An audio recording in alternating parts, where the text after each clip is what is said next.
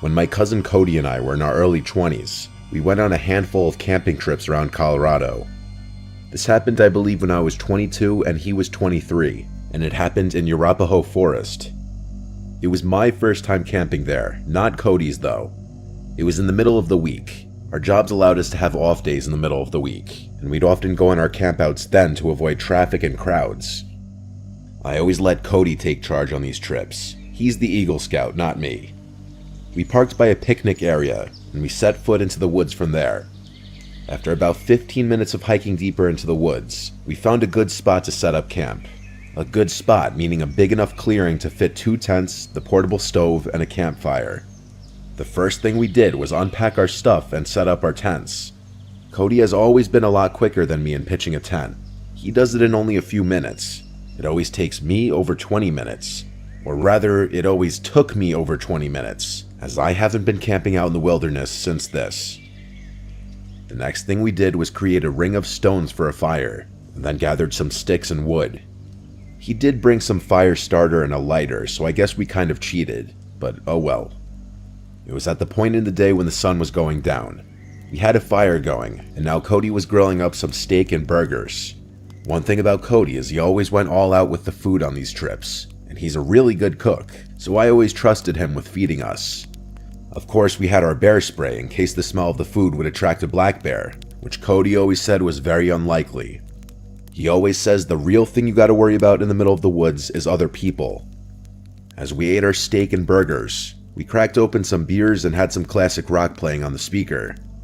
If you've never been camping, you don't understand how good of a vibe moments like this are. In the wilderness with a friend or family member and some beers, reminiscing about good times and vibing to music. As it got dark, we started playing card games on this little folding platform table we brought specifically for cards. After playing more traditional card games, we started playing Uno, and this was when we heard something out in the woods. I paused the song on my phone so that the speaker would go silent. It was clear now. We heard a person humming and footsteps from beyond the trees in the pitch blackness of the forest. Cody urged me to find the flashlight. I tried, but by the time I found it, the sounds had faded away. I asked Cody if that was something to be concerned about, and he said it definitely was unusual for someone else to be this deep in the woods, let alone creepily walking by a campsite with an active campfire humming loudly. I was a bit shaken, and I saw Cody was too. We went back to playing cards with the music much lower now. When we least expected it, a big stick landing in the middle of our campsite made us both jump out of our skin. It didn't fall from a tree. This thing was thrown at us by someone. Cody started yelling something along the lines of, "Whoever's out there messing with us, get a life and f*** off."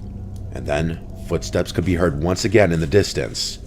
They were walking away from us. I said we should pack up camp and move somewhere else. He said absolutely not in the dark. We both had bear spray, and he advised to just keep it next to me in my tent when we go to sleep. It was the closest thing to ranged self-defense weapons we had. We kept hearing sounds like tree branches cracking in the distance, sounds that you would never expect an animal to be making. Someone was out there, maybe multiple people, that much was clear. We had to go to sleep eventually, so we agreed that maybe we should take turns staying up to keep watch to make sure that no one comes to our campsite and steals anything, or worse. Cody agreed to take first watch. He said he'd stay up and read his book. So I crawled into my tent and then my sleeping bag and went to sleep. Waking up in the middle of the night while camping is normal. You're in a cold, outdoor environment in an uncomfortable sleeping bag. Any number of things could wake you up. I didn't yet know what woke me up. I was still in a fog. My brain didn't feel fully woken up yet. I looked up and saw a head peering into my tent. It looked like Cody. I rubbed my eyes, but really it was the darkness that was preventing me from seeing anything of his face. I said, "Cody?" thinking he was waking me up to take my turn of keeping watch. I said groggily, "Is it my turn?" I stared at the head peering at me in my sleeping bag, slowly growing more awake every second. Then I heard the zipper to the tent quickly zip up, and his head disappeared. I laid back down in my sleeping bag, but only for a second. I suddenly had some weird moment of clarity where I shot to an upright position and listened as the footsteps walked away. "Cody," I said. He didn't answer. I unzipped my tent to peek out to the campsite. The fire was dead. Cody wasn't out there. I went over to Cody's tent, which was zipped up. I unzipped it and looked inside to see Cody fast asleep in his sleeping bag. I got chills, goosebumps, whatever you want to call it. I almost shit myself at the realization. I started shaking him awake, and when he finally awoke, I told him someone's here, at the campsite. It took him a minute to come back to reality just like I did, but when he did, he grabbed his bear spray. He said he must have dozed off while reading. He said I should sleep in the tent with him tonight, but to do that, I'd need my sleeping bag. He came outside of the tent with me and stood watch as I ran to my tent to grab my sleeping bag. In my tent, grabbing my sleeping bag, I heard that goddamn humming again from outside. I grabbed it and Cody whispered at me to hurry up. I said, "You hear that too?" He said yes. We both got back in his tent and zipped it up, with our cans of bear spray by our sides. I tell you, in those moments, I wanted nothing more than for a bear to come and save the day. The hours dragged on as I stayed up while Cody slept. After 3 long, horrible hours, I woke him up and we switched. When Cody woke me up, it was almost dawn. There was light outside. So we packed everything up, and by the time we were done, there was plenty of light to hike back to the car. While we could have driven somewhere else and had another night of camping elsewhere, neither of us were feeling it anymore. This was a haunting experience, and I think we both just wanted to be in the safety of our houses. It's been 6 years since this happened, and he's hit me up a few times since then about camping, but I haven't really had interest since this experience. People are just too scary. Why was someone out there stalking our campsite? And the sight of that person's head in the dark, just looking into my tent, it was straight up from a nightmare. I may never go camping again, honestly.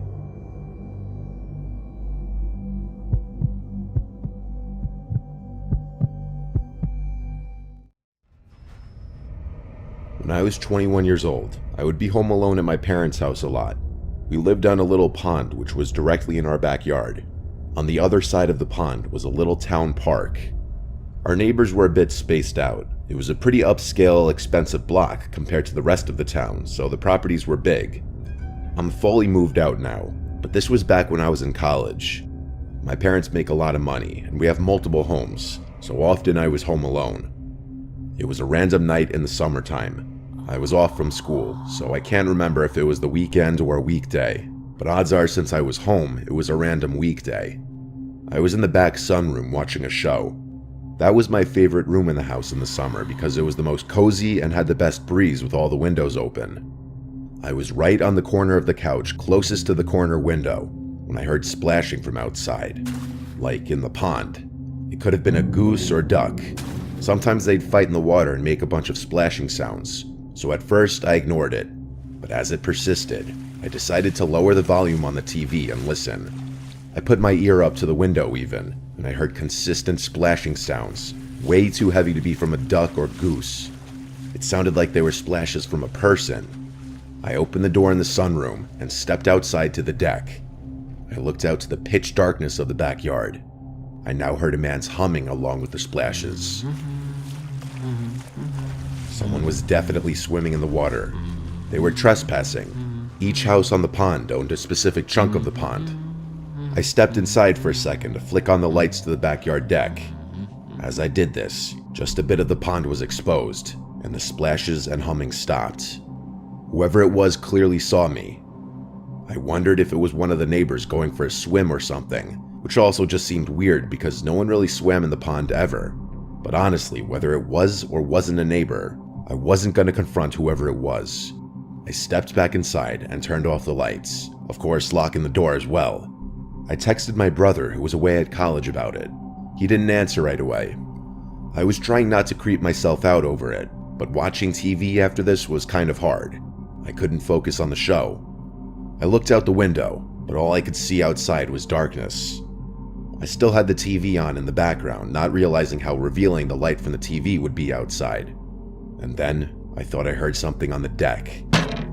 I hurried to find the remote and turn off the TV, and as the room went black and silent, it took me a few seconds to adjust, and realize that there was the sound of someone's heavy breathing right outside one of the many windows in the room. I instantly laid down flat on the couch to try and hide myself, and after a short moment of silence, a deep voice from outside the window said, "I see you." My heart dropped into my stomach. I couldn't decide in the moment whether to speak or keep hiding, so I just blurted out, "Paul, is that you?" Paul was the name of one of our neighbors. I said this, clinging on to the hope that maybe it was him, and he was just messing with me, but the man outside didn't respond to this. I just heard footsteps walking away. As the barefoot-sounding footsteps faded to silence, I still laid flat on the couch, too afraid to move.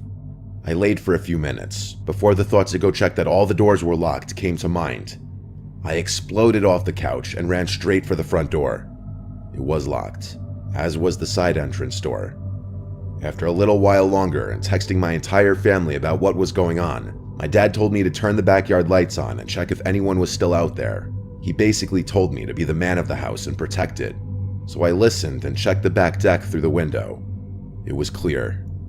I brought a big knife outside with me onto the deck, and I looked down. There were wet footprints that had half dried by then, but I could tell that they were barefoot footprints.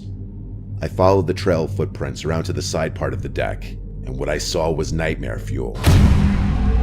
The top part of someone's head, namely their eyes and forehead, was peering just over the edge of the deck from the ground below, looking at me as if he heard me coming and was waiting.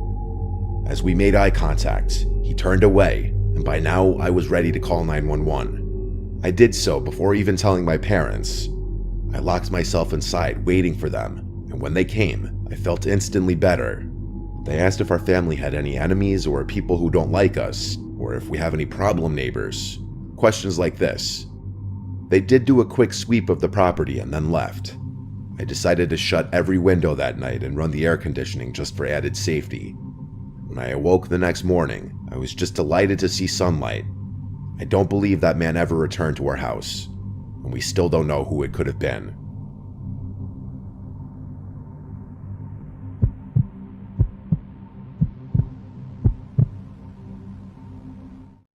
This experience happened to me in 2020. The world was shutting down because of COVID and everyone was cooped up in their homes. Being an avid backpacker and camper, I used COVID as an excuse to travel to different national parks and camp out in different places. One of those places was a creek in Rocky Mountain National Park, Colorado. Without giving away my identity or revealing too much personal information, let's just say something happened with my job back in 2019 that caused my reputation to kind of suffer a bit, and a good number of people despised me. I had to change apartments, get a new phone number, and eventually quit my job. The mistake I made caused a good number of people to lose a lot of money, so the shitstorm was expected. I just didn't know how far it would go. I was literally getting harassed by different random numbers for a while. Some texts were even threatening. I didn't know if they were from the same person or different people each time, but I considered the possibility that it was one person texting me from a bunch of different numbers. For a while it seemed to stop, and I was grateful that people seemed to lose interest or just move on. I wasn't working around this time. I was taking time to myself, hence another reason I was traveling around to different national parks. I drove the 3 hours to Rocky Mountain National Park, parked my truck, and started my hike up the trail to the creek. There was nobody else there. I'm sure that was because this was right when the lockdown started and people were taking it very seriously and not leaving their houses. That, and it was also still the winter time. There was a thin sheet of snow on the ground, hard enough that it made that loud crunching sound with every footstep. After a little while, I made it to the creek, and it wasn't frozen. It was still flowing. It was incredibly peaceful, and this was a detox I needed from the stresses of my life at the time. I found a place a little ways off the path to set up camp. After the tent was set up, I chopped up some wood, started a fire, and cooked some sausages on the stove. Then I started reading my book by the fire. After finishing a few chapters, it was getting dark out. Thank God for headlamps. I rolled a J and started smoking it. After a few hits, I felt my phone start going off. Honestly, apart from my family, I don't have a lot of people texting me, so I pulled out my phone from my jacket pocket and saw a bunch of texts from an unknown number. My heart skipped a beat when I realized it was happening again. The texts were from a number with the 203 area code, which I looked up to be Connecticut. Whoever it was texted me saying, "How's your camping going, buddy?" The second text said, "It's beautiful out here." The third text said, "I see why you came up here." My default reaction was to respond, "Who is this?" If they simply left it at "How's the camping going?" I would have assumed it was a family member, but they were sending messages as if they were here with me. The weed had already entered my system and I was definitely high. This did not help my anxiety one bit. I felt extremely paranoid and started looking around me, standing up and doing a complete 360, looking in every direction out to the increasingly darkening woods. I went to get my P365 handgun from my bag just to make me feel safer. Usually I'd put a fire out before calling it a night, but as paranoid as I was feeling now, the thought of being in total darkness freaked me out. I went into the tent and crawled onto my sleeping bag. I stared at my phone, at the texts, waiting for a response which didn't come. Minutes dragged on, and I just wanted the weed to wear off, honestly. I still had my headlamp on, so I tried to continue where I left off in my book, but between being high and my mind being stuck on those texts, I was kidding myself thinking I could read. I decided to just watch YouTube videos on my phone to pass the time. I didn't feel comfortable going to sleep just yet. I was watching some murder documentary on YouTube. I know, a pretty interesting choice considering the setting, and when I least expected it, I got another text. A response to my question before. They responded, "Doesn't matter anymore." My heart started racing all over again. I replied back, "How did you know I'm camping?" But once again, no response after this. The anxiety of this situation was weighing heavier and heavier on me. Was this a prank by a friend or family member? Or was this one of those people harassing me again? But if it was the latter, how would they know I'm camping? That's the really uncomfortable part. I managed to kill an hour just watching videos on my phone, and I noticed the glow from the fire outside was growing dimmer and dimmer as the fire died down to almost nothing. In the wintertime, without the sound of bugs, the woods are dead silent apart from wind on a windy night. The second a video would stop playing, the silence would become deafening. Usually I'd embrace the peace, but my peace was completely disturbed because of these texts. Something then broke the silence. The unmistakable sound of human footsteps in the snow. They approached my tent until they were only maybe 6 feet from outside the tent. Then the footsteps stopped. I had the gun tightly gripped in my hand, ready to turn the safety off. There was suddenly a flash from outside. It looked like someone briefly shined a flashlight at the tent, or they took a picture. I had my answer soon enough. I heard the person walk away now, before their footsteps slowly faded out to silence, and as I expected to happen in the back of my mind, my phone dinged and vibrated, and that number sent me a photo. The photo was of my tent. Following that was a text that said, "Have a good night's sleep." I can't explain it, but suddenly it felt like I completely snapped out of the remainder of my high, and a bout of adrenaline and confidence overwhelmed me. I unzipped the tent and shot 2 rounds into the air, and the sound of footsteps running away in the snow in the not-so-far distance told me that it worked and scared the person off. But it also disturbed me even more, that would mean they were still hiding somewhere in the distance, watching. I screamed a threat into the air and climbed back inside my tent. I believe it worked because there were no more texts and no more sounds of footsteps. I was awake for hours after, simply because the occurrence completely woke me up. I felt like I drank 3 cups of coffee. Eventually, I did fall asleep, and waking up to morning sunlight was a huge relief. Whoever followed me there was not ready for me to pull a gun. I definitely don't seem the type of person that would own a gun, and I know that. That was my first time shooting that gun since buying it, and in fact my only time to this day. Whoever had been texting me, harassing me, and apparently stalking me, apparently decided to back off when they found out I had a gun, because almost 5 years later now, and I haven't been bothered. Still, it was a nightmarish night, and I can't imagine how differently it might have turned out if I wasn't armed.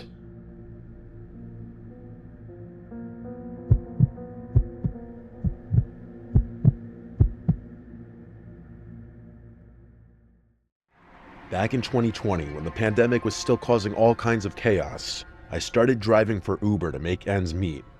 I was laid off from my retail job and needed quick income.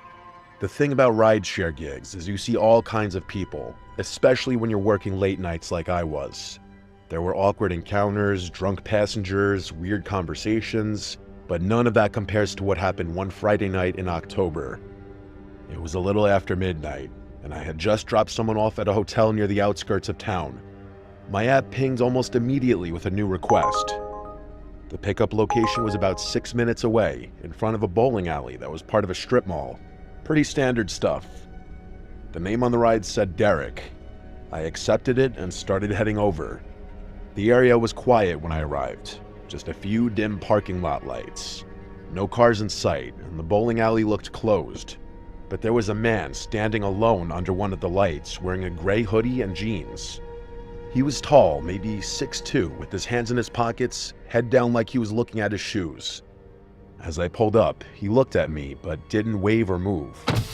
I rolled down the window and said, "You Derek?" He nodded slowly, walked over, and got into the back seat behind me. I started the trip and asked him if the destination in the app was correct, an address about 20 minutes away in a residential neighborhood I'd never been to. He said, "Yeah, that's right," in a quiet, calm voice. I remembered thinking he sounded a little off. Not drunk or high, just sort of flat, emotionless. But I didn't think too hard about it at the time. I started driving, and he didn't say anything for the next 5 or 6 minutes. I glanced at him in the rearview mirror now and then, and every time I looked, he was staring straight ahead. Not out the window or at his phone, just at the back of my head. I tried to break the silence by asking how his night was going. He paused, then said, "Just needed to get out of there." I asked, "Out of where?" He said, "Doesn't matter." So I didn't push it. We drove a while longer. About 15 minutes in, I realized we were getting closer to the destination, but the address was in a really isolated part of town. No streetlights, big yards, and lots of trees.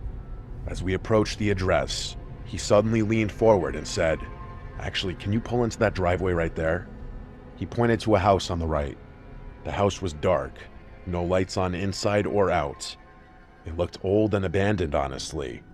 It had an overgrown lawn and paint peeling on the siding. There was also no car in the driveway.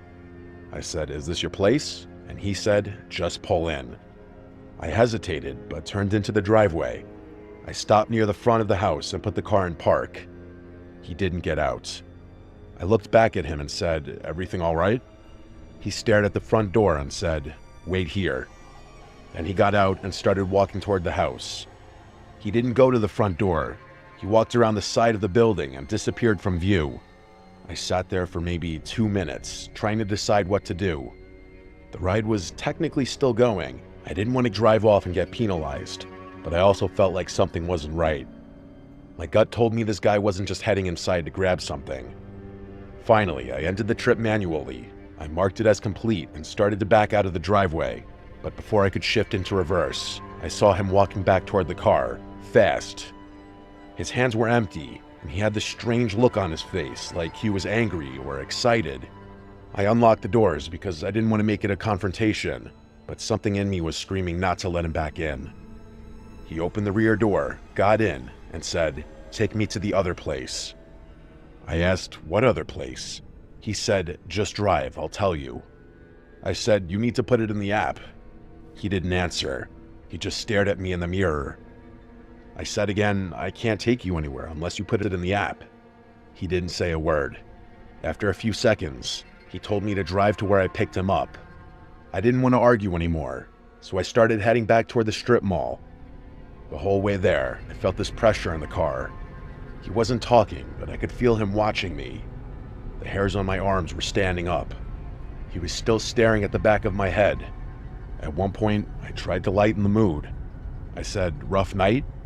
He replied, "You could say that." I asked if everything's all right, and he said, "Not yet." I didn't ask any more questions. When we got back to the strip mall, I parked under the same light where I picked him up, but before I could say anything, he leaned forward and asked, "You ever wonder how you're gonna die?" I froze. I laughed awkwardly and said, "Not really something I think about." He didn't laugh. He just leaned back in his seat, and after a few seconds, he said, "I think about it all the time." Then he opened the door and got out without another word. He didn't close the door right away. He just stood there for a second, half in and half out of the car. Then he looked at me and said, "You picked the wrong guy up tonight." He shut the door and walked off into the darkness behind the bowling alley. I sat there for a minute, too shaken to move. Eventually, I drove home, constantly checking my mirrors. When I got home, I looked at the trip details again. Something was off. The name had changed. It no longer said Derek. It was blank. No name, no profile picture, no trip history. It was like the ride never happened. I contacted Uber support to report it, but they told me the trip data was unavailable. They said sometimes that happens if the app crashes or if the rider cancels midway. But I know what I saw. I know I completed the trip. I know the man got in and out of my car, and I know he said what he said. You picked the wrong guy up tonight. I've never seen him again, and I hope I never do. But every time I get a ping in a dimly lit parking lot or have a silent passenger in the back seat, I remember that night. And I remember that feeling that something terrible could have happened.